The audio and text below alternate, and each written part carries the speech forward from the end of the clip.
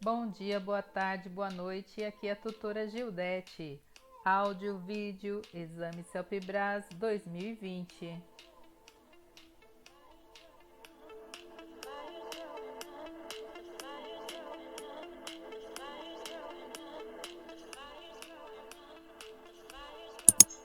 Deixe o seu like, inscreva neste canal,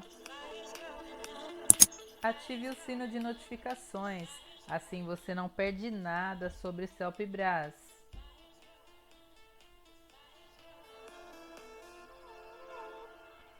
Inscreva-se, é muito importante para o canal. Se já é inscrito, meu muito obrigada.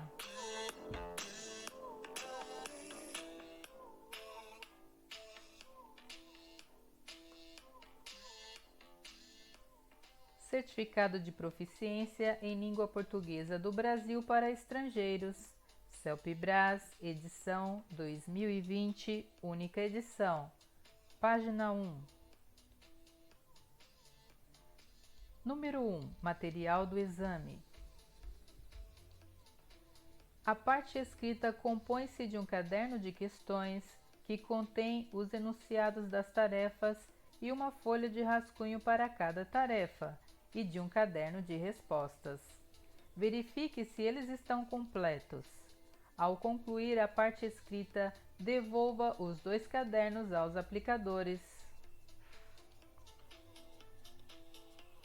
Número 2. Identificação. Confira seus dados e assine seu nome na capa do caderno de respostas. Atenção! As demais páginas não podem conter nem seu nome, nem sua assinatura. 3. Tempo. A duração da parte escrita do exame é de 3 horas, assim distribuídas. Tarefa 1. Vídeo. 30 minutos, incluída a exibição do vídeo. Tarefas 2. Áudio. 3 e 4, textos escritos. 2 horas e 30 minutos, incluídos o áudio da tarefa 2 e a leitura dos textos escritos. Se você não terminar a tarefa 1 no tempo indicado, poderá voltar a ela no decorrer da parte escrita. Número 4. Instrumentos de escrita. Os textos devem ser escritos com caneta de tinta preta. Rasuras só serão aceitas se não dificultarem a leitura do texto. Os textos que apresentarem uso de corretivo ou que tiverem sido feitos a lápis são anulados. Número 5. Rascunhos. O rascunho deverá ser feito nas páginas 3, 5, 7, 9 do caderno de questões. Número 6. Legibilidade dos textos. Os textos devem ser escritos com letra legível. Número 7. Espaço para os textos. Os textos deverão se limitar aos respectivos espaços reservados no caderno de respostas. Textos escritos no caderno de questões, em folhas trocadas do caderno de respostas ou no verso dos espaços reservados no caderno de respostas não serão corrigidos, o que resultará na invalidação das respectivas tarefas.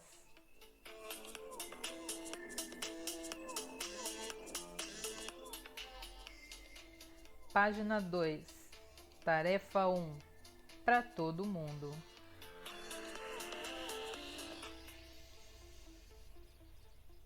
Você vai assistir 2 vezes ao vídeo, podendo fazer anotações enquanto assiste. Disponível em g1.globo.com. Você é estudante e, após uma visita de sua escola à exposição para todo mundo, o professor solicitou uma tarefa. Com base no vídeo, redija um relatório a ser apresentado à comunidade escolar sobre a exposição e a importância da temática na cultura alimentar da sociedade.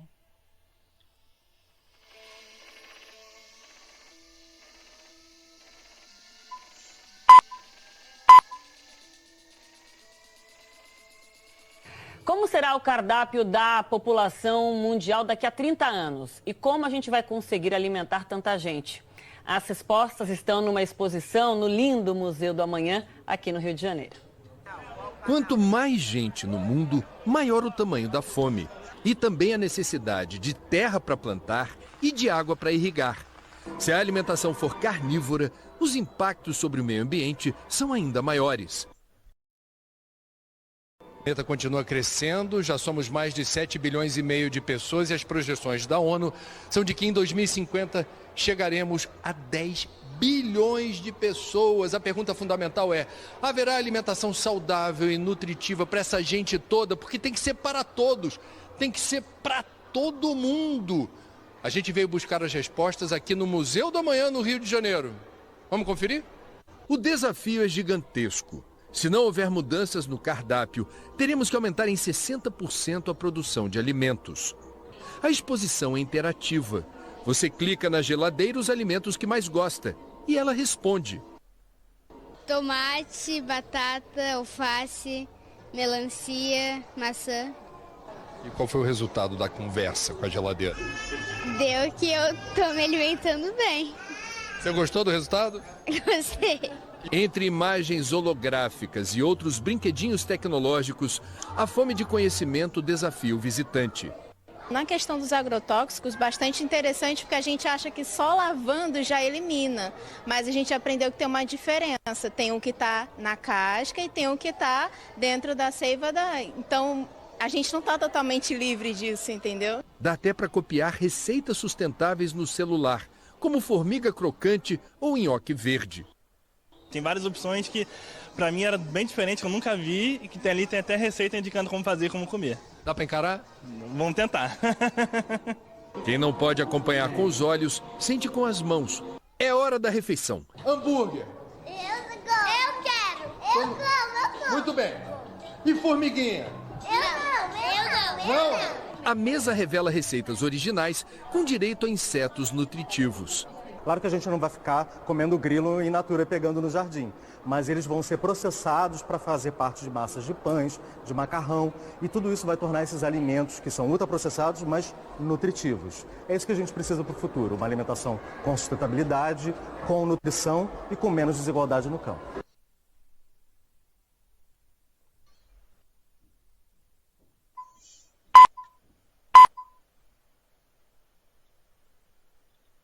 Como será o cardápio da população mundial daqui a 30 anos? E como a gente vai conseguir alimentar tanta gente? As respostas estão numa exposição no lindo Museu do Amanhã, aqui no Rio de Janeiro. Quanto mais gente no mundo, maior o tamanho da fome. E também a necessidade de terra para plantar e de água para irrigar. Se a alimentação for carnívora, os impactos sobre o meio ambiente são ainda maiores.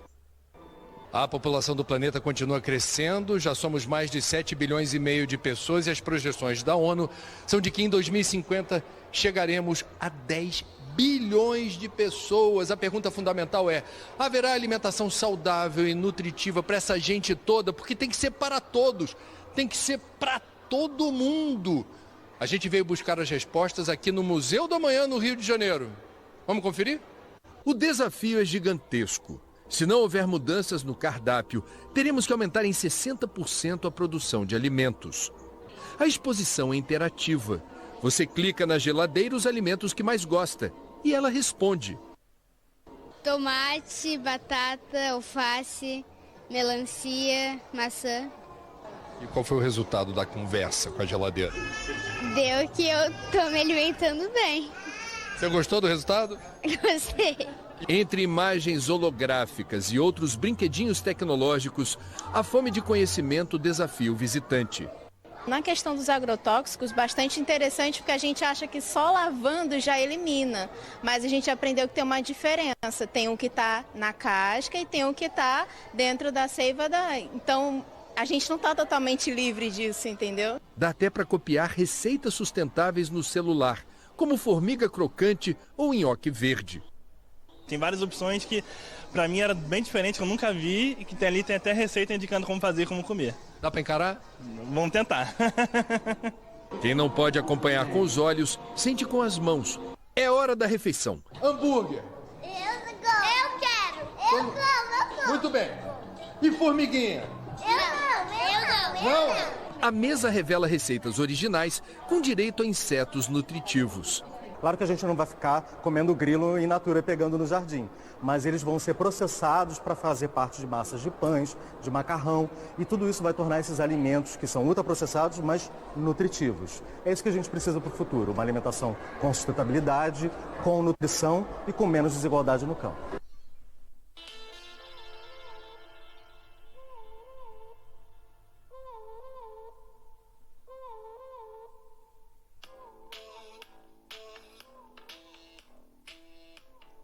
Página de anotações não vale nota.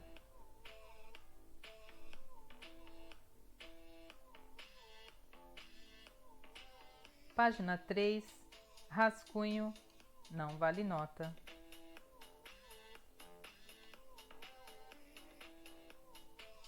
Página 4, tarefa 2, fake news.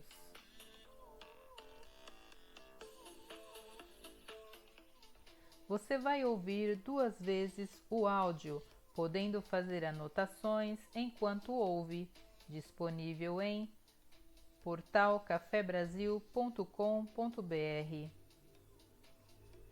Na condição de gerente de recursos humanos de uma empresa, você percebeu que notícias falsas vêm sendo compartilhadas por colegas de trabalho.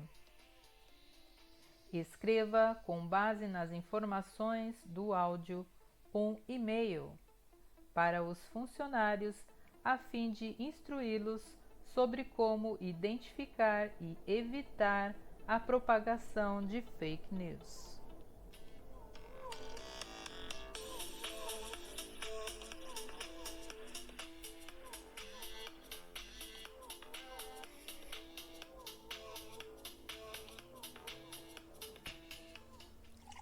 Bom dia, boa tarde, boa noite. Meu nome é Luciano Pires e este é o seu cafezinho. Período de eleições, as fake news, notícias falsas, se transformaram em epidemia. Para reconhecê-las, você tem de verificar se essas notícias estão fundamentadas, escandalizadas e espalhadas. Fundamentadas. Existe algum fundamento, alguma lógica nelas? É o que eu chamo de fenômeno do Saci Pererê. A gente sabe que não existe, mas sempre tem alguém que conhece alguém que diz que viu. Fragmentos de verdade aqui e ali, construções que aparentam ter lógica e colocam você em dúvida. É isso que basta, plantar a semente da dúvida. Pô, se essa informação tem alguma lógica, deve ser verdade. Eu vou compartilhar. Em seguida, escandalizadas. As fake news têm manchetes escandalosas, com apelo à emoção chocantes. Manchetes assim desarmam nosso senso crítico, aguçam a curiosidade e fazem com que saiamos buscando por mais informações, acessando mais posts e dando mais audiência para elas. E aí vem o espalhadas. Você começa a ver a notícia por todos os lados, nas mídias sociais, no WhatsApp, enviado pela tia, no e-mail recebido de um amigo. E assim tem a impressão de que todo mundo está falando naquilo. E para não ficar de fora, então você fala também, compartilhando e ajudando a aumentar a impressão de que aquele é um tema dominante, logo verdadeiro. Você entendeu, hein? Notícias impactantes, com alguma lógica e espalhadas por todos os canais, têm grande potencial para serem fake news. O que fazer?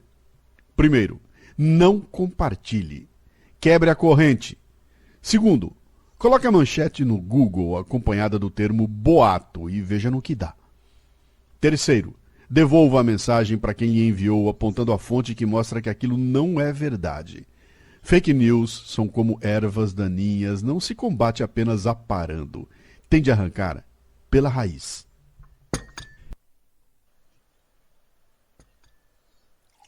Bom dia, boa tarde, boa noite. Meu nome é Luciano Pires e este é o seu cafezinho. Período de eleições, as fake news, notícias falsas, se transformaram em epidemia. Para reconhecê-las, você tem de verificar se essas notícias estão fundamentadas, escandalizadas e espalhadas. Fundamentadas. Existe algum fundamento, alguma lógica nelas? É o que eu chamo de fenômeno do Saci Pererê. A gente sabe que não existe, mas sempre tem alguém que conhece alguém que diz que viu. Fragmentos de verdade aqui e ali, construções que aparentam ter lógica e colocam você em dúvida. É isso que basta, plantar a semente da dúvida. Pô, se essa informação tem alguma lógica, deve ser verdade. Eu vou compartilhar. Em seguida, escandalizadas. As fake news têm manchetes escandalosas, com apelo à emoção chocantes. Manchetes assim desarmam nosso senso crítico, aguçam a curiosidade e fazem com que saiamos buscando por mais informações, acessando mais posts e dando mais audiência para elas. E aí vem o espalhadas. Você começa a ver a notícia por todos os lados, nas mídias sociais, no WhatsApp, enviado pela tia, no e-mail recebido de um amigo. E assim tem a impressão de que todo mundo está falando naquilo. E para não ficar de fora, então você fala também, compartilhando e ajudando a aumentar a impressão de que aquele é um tema dominante, logo verdadeiro. Você entendeu, hein? Notícias impactantes, com alguma lógica e espalhadas por todos os canais, têm grande potencial para serem fake news. O que fazer? Primeiro, não compartilhe. Quebre a corrente. Segundo, coloque a manchete no Google acompanhada do termo boato e veja no que dá.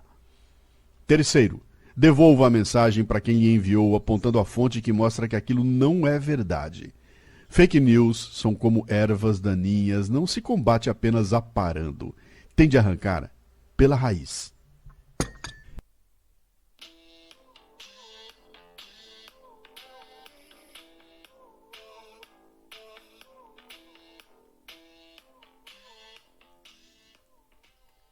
Página de anotações, não vale pontos.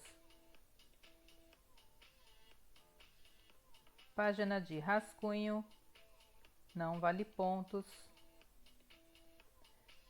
No dia da sua prova, você vai receber caderno de respostas, único que valerá pontos para nivelar a sua proficiência em língua portuguesa do Brasil.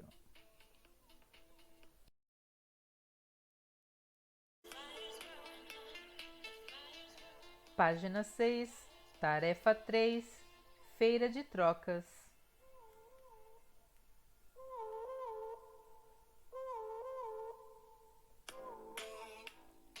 Ao ler a reportagem Feira de Trocas e o incentivo ao consumo consciente, você decidiu organizar uma feira de trocas na sua localidade, tendo a aprovação da Associação de Moradores do seu bairro. Escreva uma carta aos moradores para divulgar o evento, apresentando a feira, suas vantagens e as possibilidades de participação.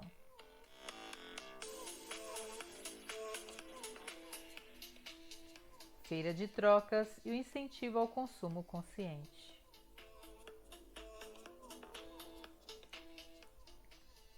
Você com certeza já deve ter ouvido falar nas feiras de trocas solidárias.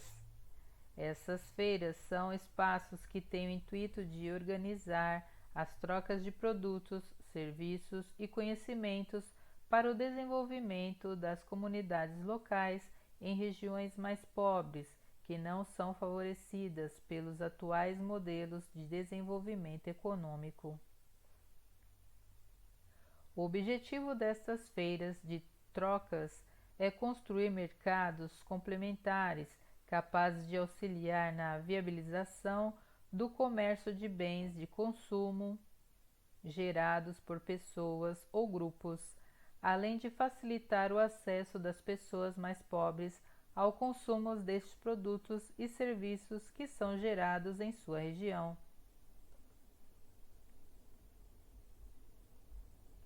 Do ponto de vista econômico, a feira de trocas abre espaço para que as pessoas, ao mesmo tempo, produtores e consumidores, encontrem uma alternativa para o desemprego, além de terem a oportunidade de desenvolverem suas habilidades empreendedoras, que poderão ser usadas posteriormente. Com um ambiente de cooperação onde normalmente o pagamento é feito exclusivamente por meio de trocas, as feiras são espaços propícios para se criar uma cultura de consumo consciente, integrado e sustentável na comunidade local, o que leva os indivíduos a repensarem sobre as consequências que o consumo desenfreado pode causar no meio social, ambiental e econômico.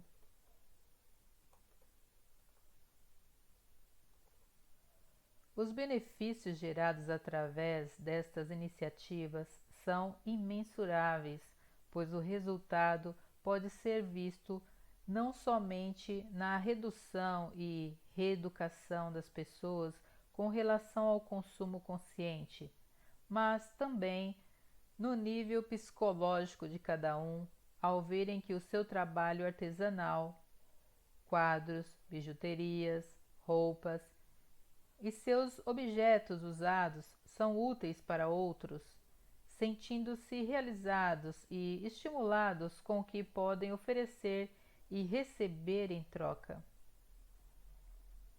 As feiras de trocas contribuem para o fortalecimento das relações comunitárias, pois nestes espaços as pessoas são convidadas a ajudar na organização e a fazerem críticas e sugestões para a melhoria dos serviços, bem como para a pulverização de atividades pedagógicas ligadas a temas como ecologia e preservação do meio ambiente, consumo consciente, mudança dos hábitos negativos, educação alimentar, economia solidária e empreendedorismo popular, entre outros temas relevantes. Por redação Pensamento Verde adaptado, disponível em pensamentoverde.com.br. Foto vilamundo.org.br. Feira de Troca em Brasília, Distrito Federal.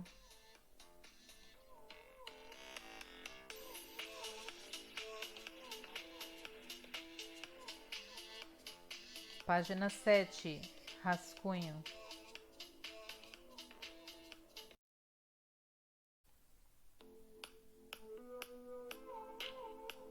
Página 8, tarefa 4, smartphones e aprendizagem.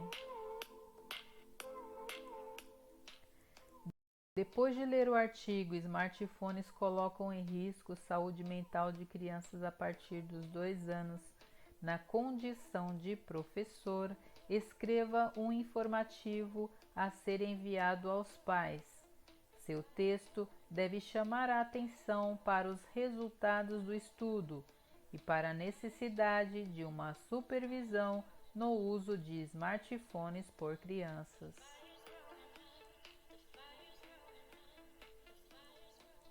Smartphones colocam em risco saúde mental de crianças a partir dos 2 anos.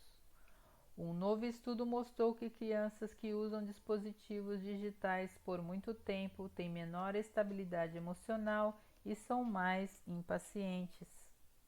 Crianças de apenas 2 anos que passam muito tempo em frente a smartphones, tablets e computadores já correm maior risco de problemas de saúde mental, como ansiedade e depressão. De acordo com um estudo publicado recentemente no periódico científico Preventive Medicine Reports, 1 hora por dia em frente a esses dispositivos já é o suficiente para afetar o comportamento das crianças, incluindo redução no autocontrole, na estabilidade emocional e na curiosidade. No novo estudo, pesquisadores da Universidade de San Diego e da Universidade da Geórgia, ambos nos Estados Unidos, analisaram dados de 40 mil crianças americanas com idade entre 2 e 17 anos.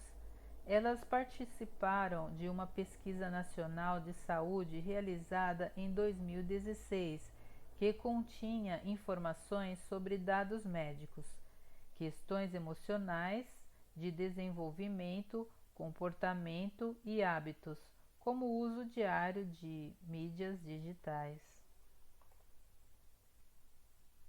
Os resultados mostraram que os adolescentes que passam mais de 7 horas por dia em frente às telas eram 2 vezes mais propensos a serem diagnosticados com ansiedade ou depressão do que aqueles que passavam 1 hora por dia. O uso moderado de telas corresponde a cerca de 4 horas por dia, também estava mais associado a uma redução no bem-estar psicológico do que o uso de 1 hora por dia. Crianças em idade pré-escolar até 5 anos que usam esses acessórios com frequência correm o dobro do risco de se tornarem impacientes. Elas também têm mais dificuldade de se acalmarem depois de ficarem muito empolgadas com alguma coisa, em comparação com as crianças que passam menos tempo em frente a esses dispositivos. Os pesquisadores concluíram também que 9% dos participantes com idade entre 11 e 13 anos que passavam 1 hora por dia mexendo no celular tendiam a perder a curiosidade por aprender coisas novas. A taxa subiu para 22,6% entre os adolescentes que passam pelo menos 7 horas por dia em frente às telas. Entre os jovens de 14 a 17 anos, 42,2% dos participantes cujo tempo de tela excedia 7 horas diárias não concluíram tarefas como o dever de casa ou atividades domésticas. Por outro lado, esse número caiu para 27,7% quando o uso era de 4 horas e 16,6% quando o tempo foi limitado a 1 hora por dia. Limite. Diante desses resultados, os autores alertam para a necessidade de limitar em 2 horas por dia o uso de tablets, smartphones e computadores para todas as crianças e adolescentes em idade escolar. Estar conectado à internet por muito tempo interfere em comportamentos fundamentais para a vida em sociedade. Eles se tornam menos rebeldes, o que pode ser um fator importante para o desenvolvimento de personalidade, mais resignados, mais infelizes e menos preparados para a vida adulta. Em crianças pequenas, o uso constante desses dispositivos pode afetar o desenvolvimento do cérebro, que está mais suscetível a interferências externas. Saúde física. De acordo com o Instituto Nacional de Saúde, nos Estados Unidos, os jovens geralmente gastam uma média de 5 a 7 horas por dia no celular. Esse hábito aumenta o risco de sedentarismo e, consequentemente, a probabilidade de obesidade, doenças cardiovasculares e diabetes. para reduzir os riscos, a Associação Americana do Coração recomenda que os pais limitem o tempo de uma desses dispositivos para que as crianças possam aproveitar o tempo livre para praticar brincadeiras mais saudáveis. Outros especialistas ainda aconselham que os adultos evitem utilizar os aparelhos perto das crianças e deem mais atenção a elas quando estiverem juntos. Isso porque as crianças agem de acordo com o que vêem em casa. Quando você está com seus filhos, é preciso desligar o telefone ou tablet e conversar com eles, se engajar, porque eles captam exatamente o que você está fazendo, disse a cardiologista Tara Narula, da redação adaptado, disponível em vejaabril.com.br.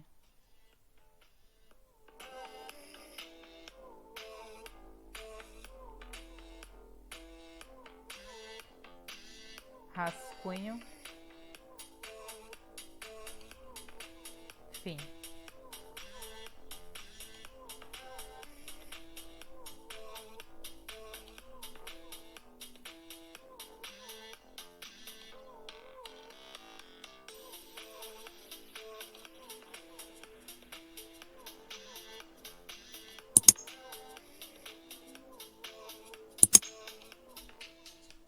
Deixe seu like, se inscreva, ative o sino de notificação para não perder nada sobre Celpibras. Seja membro do site EPB, veja link na descrição.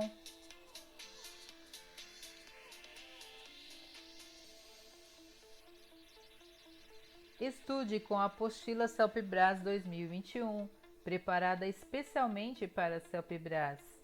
Com login e senha, na plataforma você estuda online ou faz download para imprimir, para estudar sem internet. Para comprar, veja link na descrição.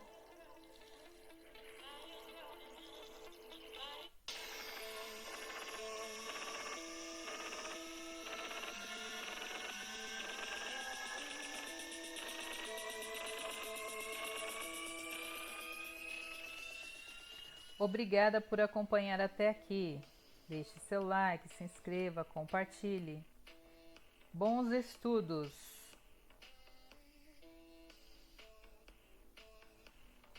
Acompanhe divulgação do edital Celpibras 2021 neste canal.